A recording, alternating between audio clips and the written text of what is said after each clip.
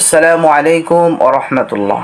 প্রিয় দর্শক, এই ভিডিওতে আলোচনা করব সূরা আসরের ফজিলত ও আমল সম্পর্কে। এক, নবী করিম সাল্লাল্লাহু আলাইহি ওয়াসাল্লাম ইরশাদ করেছেন, যে ব্যক্তি এই সূরাটি পরম বিশ্বাসে পাঠ করবে, রোজ কিয়ামতে তাদের মস্তক উন্নত হবে। সুবহানাল্লাহ।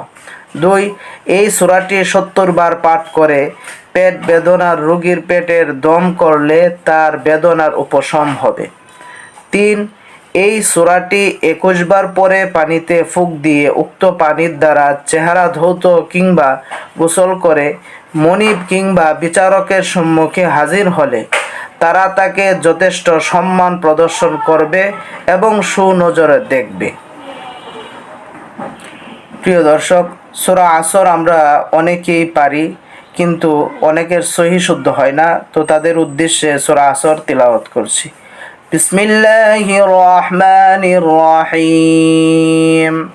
ওয়াল আসর ইন্নাল ইনসানা লাফি খুসর إلا الذين آمنوا وعملوا الصالحات وتواصوا بالحق وتواصوا بالصبر صدق الله العظيم.